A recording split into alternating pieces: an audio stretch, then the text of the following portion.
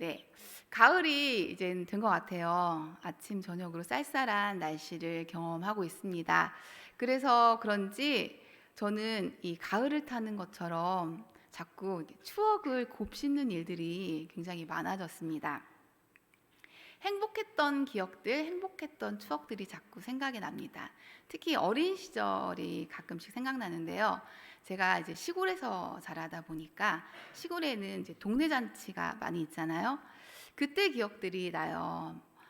정말 시끌벅적하게 동네 회관에 모여가지고 어른들이 음식도 하고 전도 부치고, 그래서 아이들은 마냥 행복하게 뛰어놀면서 정말 배불리 먹고 신나게 놀던 그런 기억들이 떠오릅니다. 그때 가장 기억에 남는 건 어린 시절에 그 웃음이 기억이 나요. 웃음. 너무너무 웃다가 배가 너무 아파가지고 죽을 것 같은 그런 경험도 해보셨나요? 배가 이제 끊어질 것 같잖아요. 그래서 그만 웃기라고 이렇게 울죠. 그러다가 또 웃음이 터지면 또 웃고, 그러다가 또 제발 좀 그만 웃기라고 하면서 울다 웃다를 반복했던 그 어린 시절의 그 웃음들이 참 많이 생각이 났습니다. 제가 잔치를 추억하고 기억했던 건 음식이 정말 많아서 분위기가 좋아서라기보다는 어쩌면 그렇게 바보같이 마냥 웃고 마냥 즐거웠던 그 기쁨 때문이 아니었나 싶습니다. 그래서 저는 참 잔치가 좋습니다.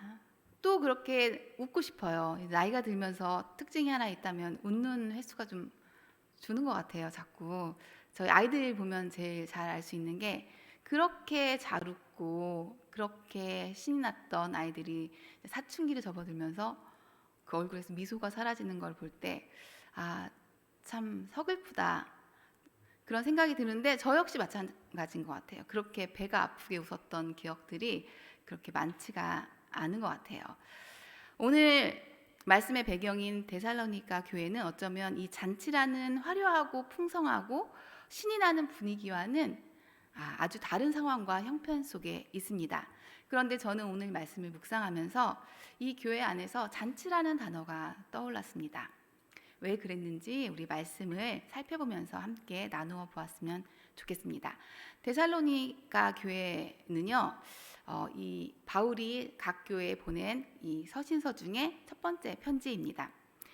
복음을 전하기 위해서 여행을 떠난 바울과 실라는 빌립보를 첫 걸음으로 내디딘 후에 그리스 도시인 데살로니가로 가서 복음을 전합니다.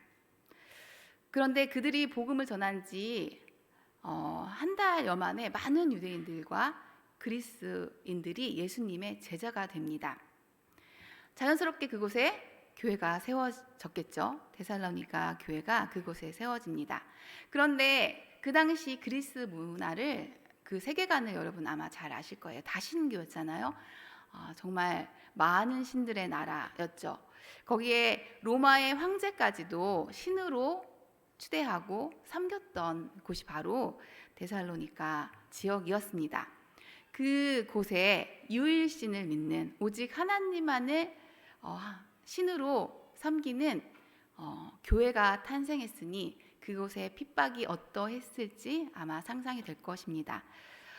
그곳의 깡패들, 그곳의 그 악한 무리들을 동원해서까지 핍박을 하고, 그리고 바울이 머물렀던 야손의 집으로 쳐들어가서 사람들을 괴롭히는 일들까지 생기게 됩니다.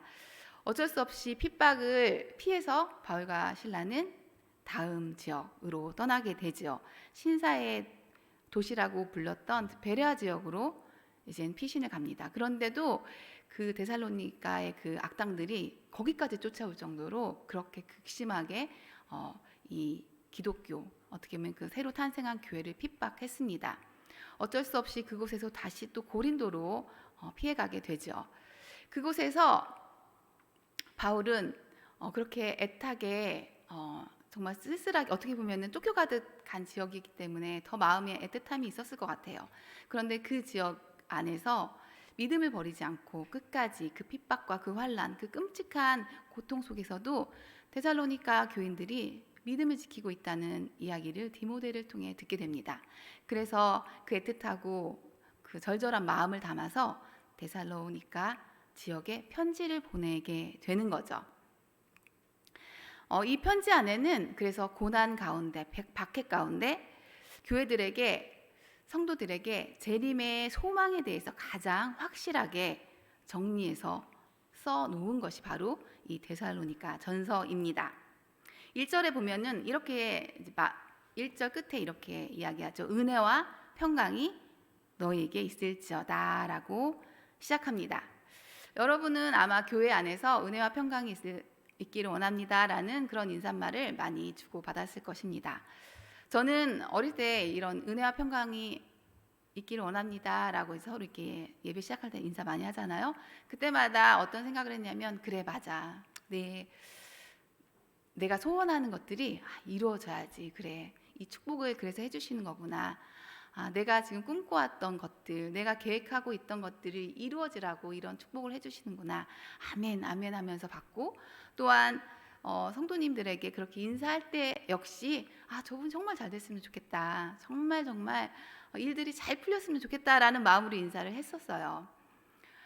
마치 한때 부자 되세요 이런 인사말이 있었던 것처럼 그런 마음으로 우리 성도님들이 다 부자가 됐으면 좋겠고, 좀 진짜 잘 됐으면 좋겠다라는 마음으로 이렇게 인사를 하곤 했습니다.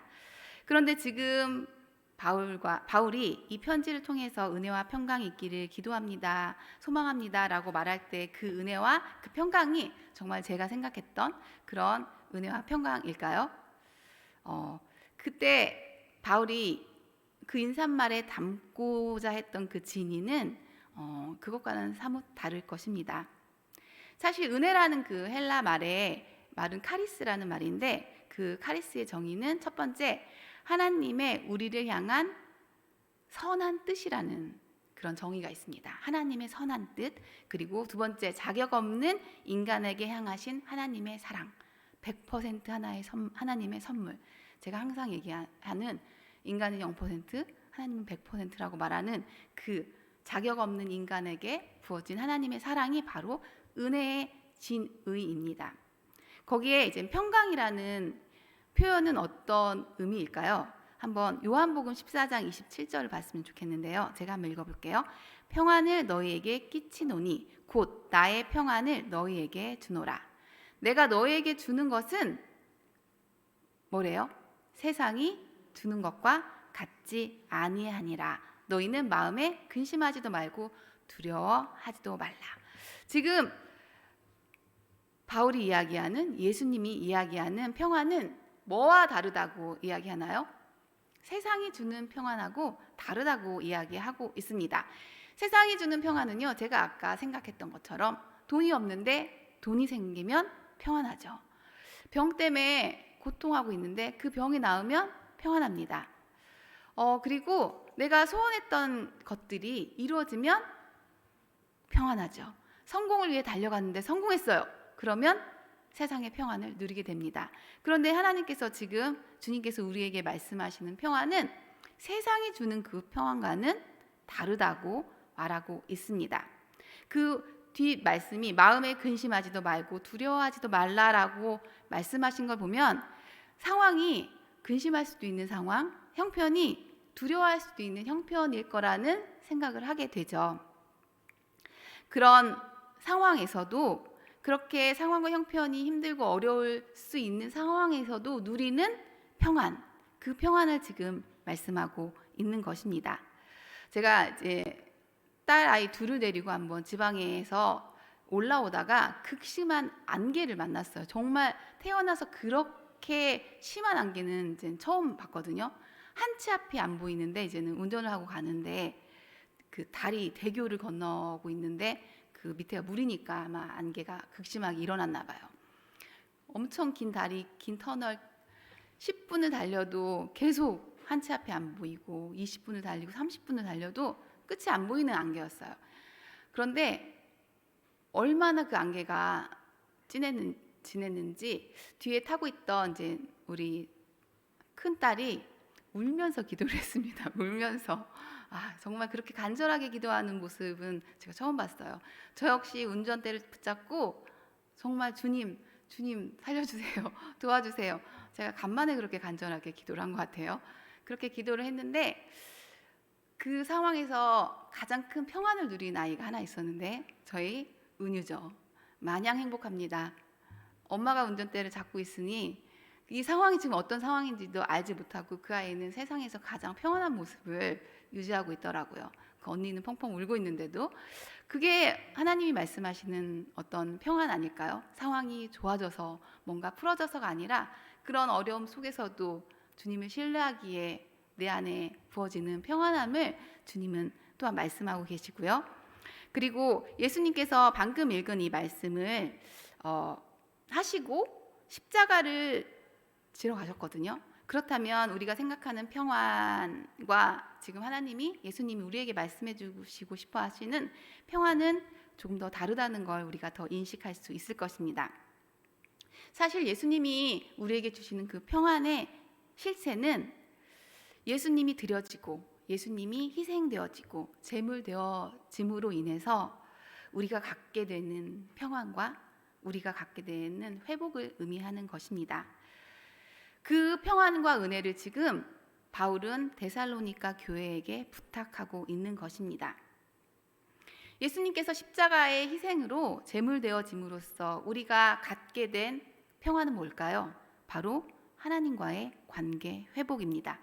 그것은 세상 그 누구도 빼앗아 갈 수 없는 진정한 평안이고 그 누구도 손댈 수 없는 회복입니다.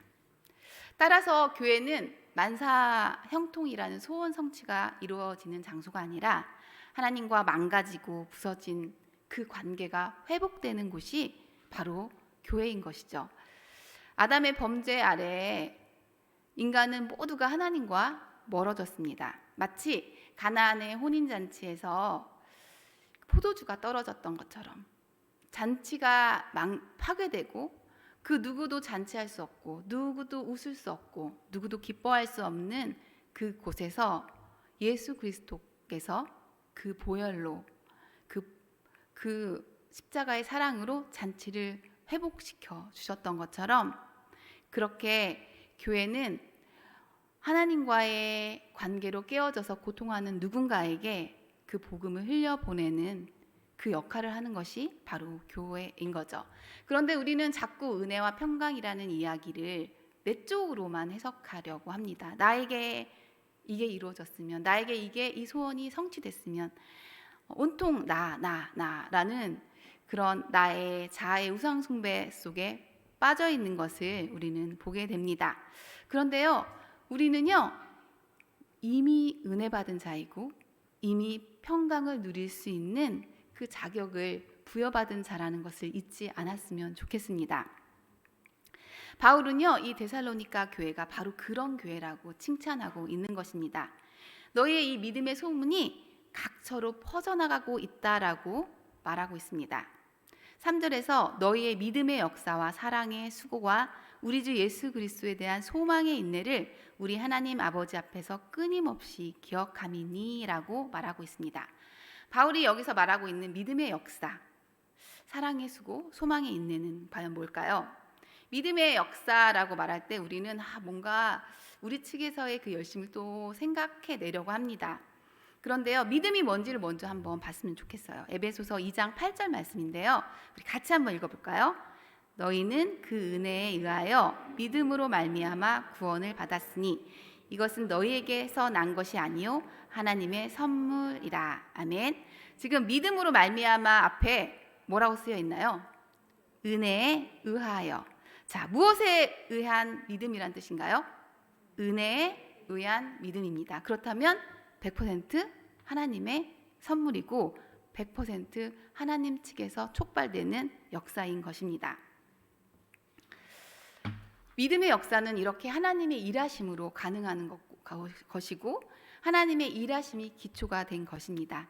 이렇게 얘기하면 또 어떤 분들은 그러면 우리가 하는 게 하나도 없네요. 그러면은 가만히 있어도 되겠네요.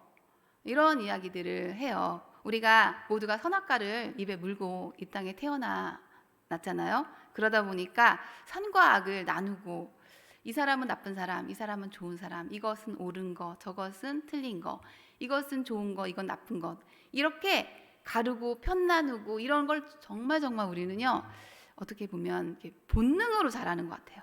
그래서 은혜, 믿음의 역사, 뭐 행위 이런 것도 막 조각조각 내는 걸 너무너무 좋아합니다. 하지만 하나님은 하나됨의 하나님이시고 연합의 하나님이시죠. 사실 우리의 이 믿음의 역사, 우리의 행위, 열심 이것과 은혜는 두 가지로 나누어서 볼 수 있는 그런 성질의 것이 아닙니다. 한번 야고보서 2장 17절을 봤으면 좋겠는데요. 한번 읽어볼까요? 이와 같이 행함이 없는 믿음은 그 자체가 죽은 것이라. 자, 행함이 없는 믿음은 죽은 거라고 말합니다. 행함이 지금 조건이란 뜻이 아니에요. 행함이라는 게 조건이 돼야 된다라는 게 아니라 우리 안에 그 믿음이 있으면, 근데 그 믿음이 인간적인 확신에 의한 내가 믿습니다, 내가 열심히 다하겠습니다라는 그 믿음이 아니라 하나님에서 촉발된, 하나님이 선물로 주신 믿음이라면, 그게 진짜 하나님이 주신 살아있는 믿음이라면 반드시 뭐가 열린다? 행함이라는 반응의 열매가 열린다라는 것을 이야기하고 있는 것입니다. 그것이 하나님께서 주신 생명의 하나님께서 주신 믿음이라면 당연한 결과겠죠. 우리가 가지에 꼭 붙어 있으면 그 가지에서 예수 그리스도의 열매가 열리는 것은 그건 이상한 것이 아니라 당연한 결과인 것입니다. 그래서 행함으로 믿음이 온전케 되었다고 야고보서는 말하고 있는 것입니다. 우리 안에 사랑이 있으면, 우리 안에 사랑이 넘치면 그 사랑 때문에 어떠한 역경과 어려움을 감내하는 태도들을 우리는 보이게 됩니다. 제 친구가 연애를 할 때 강원도에 사는 남자와 저는 전라북도에 살잖아요. 익산에 사는데 강원도에 가까운 아주 먼 지역이었어요. 그런데 매주 오더라고요. 매주. 어떻게 그게 가능할까요? 저는 거기까지 한 번 가라고 해도 힘들 것 같은데, 우리가 사랑하면 그 사랑의 수고가 어떻게 되면 반응되어져서 나오는 건 당연한 거예요. 그것이 지금 데살로니가 교회에서 사랑의 수고로 반응되어져서 나오고 있는 것이죠. 이러한 사랑의 수고는 자기 의와 자기 자랑으로 삼는 수고가 아니고 나의 상급으로 취하려는 수고가 아니기 때문에 그것이 나의 의로 쌓이지 않습니다. 제가 언젠가 부모님께 감사하는 100가지 이유라는 어떤 글귀를 보았어요. 참 좋더라고요. 그래서 제가 전지를 이제 꺼내가지고 저희 엄마한테 감사하는 50가지 이유, 그리고 저희 아빠한테 감사하는 50가지 이유를 이제 시력이 안 좋으시잖아요. 이제 할아버지, 할머니가 되셨으니까. 그래서 전지를 펴놓고 이제 보드마카로 엄청 크게 이제 그 50가지를 적었어요. 하나하나 적고, 그리고 거기 이제 상자에 요즘 이제 연세가 드시니까 군것질 좋아하시더라고요. 좋아하셔서 과자며 뭐 사탕이며 뭐 이런 거 있잖아요. 그런 간식거리를 이렇게 넣어가지고 그 편지를 소포로 보냈습니다. 그런데 이제는 그 소포를 받고 저희 어머니께서 전화를 하셨더라고요. 그러면서 이런 말씀하셨어요. 내가 언제 이렇게 했니? 나는 늘 못해준 것만 생각나서 너희들한테 너무 미안한데 내가 너한테 언제 이런 걸 해줬니? 이러시면서 너무 미안하고 부끄러워서 몸둘 바를 모르겠다고 표현하시더라고요. 그때 제가 엄마를 통해서 사랑의 수고가 뭔가를 살짝 엿본 것 같았습니다. 사랑해서 한 것은 잘 기억이 안 나는 거예요. 왜냐하면 내 의로 챙겨두지 않았기 때문입니다. 그런데 만약 저희 어머니께서 저를 붙잡고 야, 내가 너를 대학까지 보내는데 얼마가 들었고, 내가 너 병치레한 약값이 얼마가 들었고, 내가 너한테 해준 게 이거 있는데 지금 네가 이 소포 안에 사탕을 넣는 게 아니라 지금 네가 금두꺼비를 넣어도 현찬을 파네. 거기다 명품 가방을 같이 넣었어야지. 이게 뭐냐라고 하셨다면 정말 얼마나 서로가 마음이 상하겠습니까?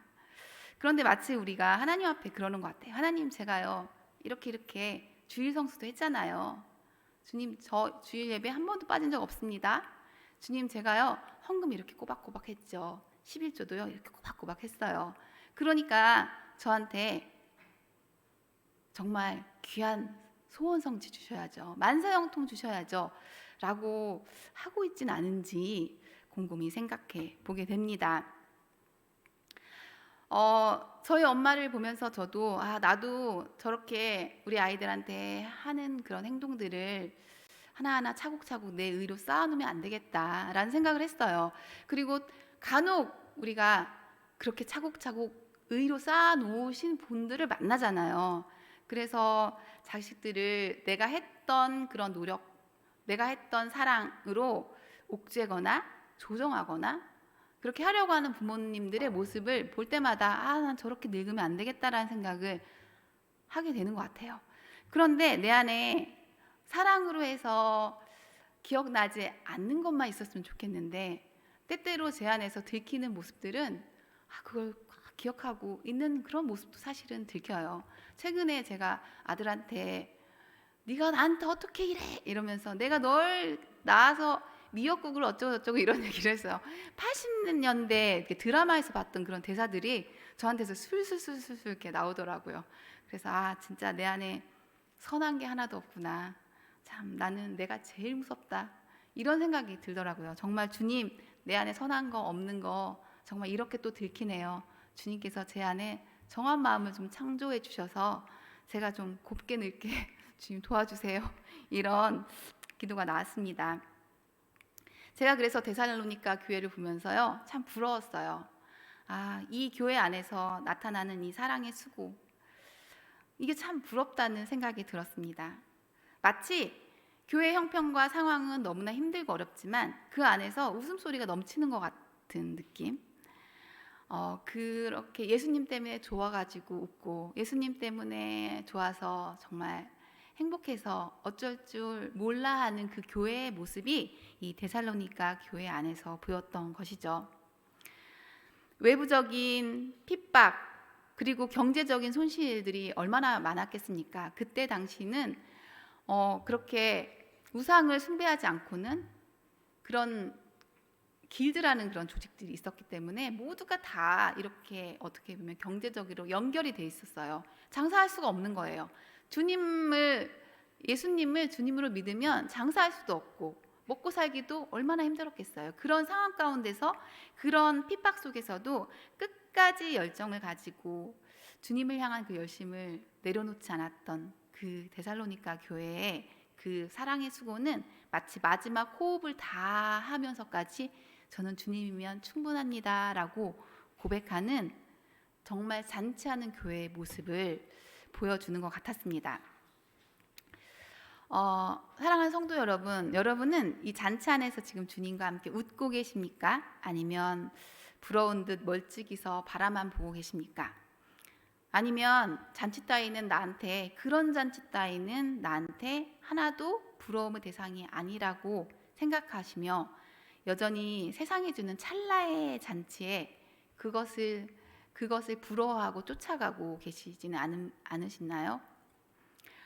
저는 이제 한국 교회를 보면서 참 안타까울 때가 많이 있죠. 왜냐하면 저희가 지금 많이 힘들어하잖아요. 추락하고 있는, 어떻게 보면 가파르게 하락세를 보이고 있는 게 지금 우리의 모습일 수 있는 것 같아요. 전도사님들의 이야기를 들으면 문 닫는 교회 이야기들이 제법 많이 들려오고 있습니다. 마치 잔치가 끝난 것 같은 그런 기분이 드는 거죠. 누구라도 탓하고 싶은 마음이 들 때도 있어요. 그러니까 잘했어야지. 아마 성도님들이 저를 향해서 전도사님 좀 잘하지 그랬어요 해도 저는 할 말이 없을 것 같아요. 좀 더 사랑해 주시지 그랬어요 전도사님. 좀 더 챙겨 주시지 그랬어요. 좀 더 찾아가 주시지 그랬어요 라고 해도 제가 드릴 말씀이 없을 것 같아요. 그래서 마치 정말 잔치가 끝난 것 같은 그런 기분이 우리 안에 있을 것 같습니다. 우리 옆에 보였던 사람들이 하나 둘씩 보이지 않는 것들을 우리는 경험하죠. 많은 성도들이 떠나가는 추세이고 우리 함께 정말 웃고 즐거웠던 그런 잔치의 그런 분위기들, 먹을 게 많고 뭔가 북적북적 되는 그런 그 분위기, 그런 우리 심장을 뛰게 하는 그런 것들이 우리 안에서 많이 사라진 게 사실입니다. 하지만 정말 하나님께서 원했던 잔치는 그렇게 북적대는 그런 풍성한, 그런 세상이 말하는 평안이라고 말할 수 있는 그런 것들이 아니라는 걸 기억했으면 좋겠습니다. 주님께서 첫 번째 행하신 그 표적, 그것이 가나의 혼인 잔치였던 것처럼 주님께서는 이미 예수 그리스도의 보혈로 잔치를 성대하게 열어 놓으셨습니다. 주님과 우리는 지금 하나 되어서 기뻐할 수 있는 그 잔치 가운데 있는 것입니다. 저는 우리 성도님들이 그 세상이 말하는 평안에서 주는 그런 잔치 때문에 흥분하시는 게 아니라 진짜로 기뻐하고 진짜로 즐거워하는 그 예수 그리스도와의 그 관계 안에서 주님, 정말 주님 너무 좋습니다, 주님이면 충분합니다라고 고백하면서 기뻐하는 그런 놀라운 잔치, 그 소문이 나는 데살로니가 교회 같은 그런 일들이 우리 가운데 있었으면 좋겠습니다. 그런데 참 아이러니한 것은 우리 안에서 그런 기쁨이 촉발되어서 막 드러났으면 좋겠는데 그게 안 나오는 현실을 바라볼 때인 것 같아요. 난 다 아는데 주님이면 충분하다는 것도 알고, 주님이 나 사랑하시는 것도 알고, 내가 주님과 나와의 관계가 회복됐다는 것도 아는데 내 안에서는 왜 이 설레이는 마음, 이 흥분되는 마음, 이렇게 감출 수 없는 이 기쁨이 내 안에서는 왜 드러나지 않는 걸까? 나는 왜 정말 성도다운 그런 그 열매들이 내 삶 안에서 드러나지 않는 걸까? 이것 때문에 고민하고 계신 분들도 있을 거라고 보입니다. 다 알고 있는데 왜 안 되죠, 전도사님? 왜 다 알고 있는데 내 안에선 그게 없죠? 라고 괴로워하고 계시진 않습니까? 그 고민 역시 제 안에도 있는 고민인 것 같습니다.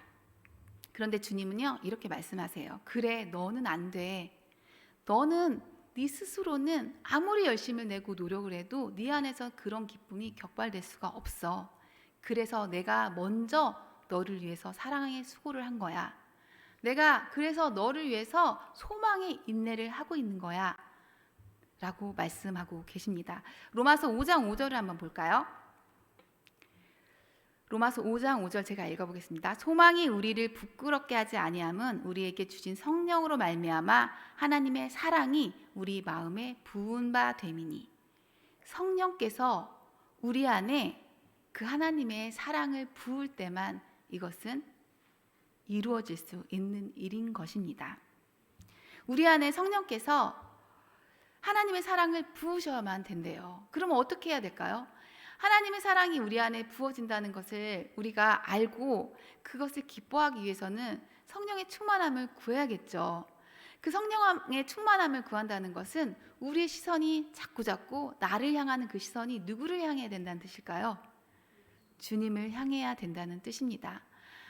우리 사랑하는 성도님들이 미워도 다시 한번 성경을 봤으면 좋겠습니다. 성경을 필 때마다 너무 졸려, 너무 피곤해, 뭔 소리인지 하나도 모르겠어. 그래서 너무 미우신가요? 그래도 미워도 다시 한번 성경을 펼치십시오. 그리고 그 성경을 읽으면서 주님, 은혜가 내 눈 안에 들어오게 해주세요. 주님이 내 안에 들어오게 해주세요. 기도하면서 그렇게 말씀을 드렸으면 좋겠습니다. 말씀을 읽고 복음성가도 더 많이 묵상하시면서 그냥 부르지 마시고 내 안에서 터져나오는 그 가사 하나하나가 될 수 있도록 그렇게 사랑하는 성도님들이 분투하셨으면 좋겠습니다. 왜냐하면요, 주님을 알면 알수록 사랑에 빠지지 않을 수 없기 때문이에요. 우리 주님이 너무너무 좋은 분이시기 때문에 우리가 주님을 알면요, 정말 한 사람도 그분의 매력 안에 빠져들지 않을 분은 없습니다. 문제는 우리가 주님을 보지 않는다는 거죠. 우리가 주님을 알기를 힘쓰지 않는다는 거죠. 그래서 성경은 우리에게 계속해서 너희가 여호와를 힘써 알라고 말씀하시는 것입니다. 저는 사랑하는 성도님들이 데살로니가 교회가 보여줬던 그 잔치를, 그 소문, 그 믿음의 소문을 각자의 삶 속에서 살아내시기를 기도합니다. 그래서 주님 때문에, 어떠한 상황과 형편 때문이 아니라 주님 때문에 즐거워하고 주님 때문에 기뻐하는 이 반응들로 인해서 우리 교회가 소문이 나는 그리스도의 향기가 되는 일들이 우리 가족들에게 그 소문이 퍼져나가는, 명절 가운데도 너는 뭐가 좋아서 이렇게 맨날 실실거리니? 그럼 난 주님이 너무 좋아서 그래라고 말할 수 있는 그런 일들이 일어났으면 좋겠습니다. 우리 이 시간 같이 좀 기도했으면 좋겠습니다.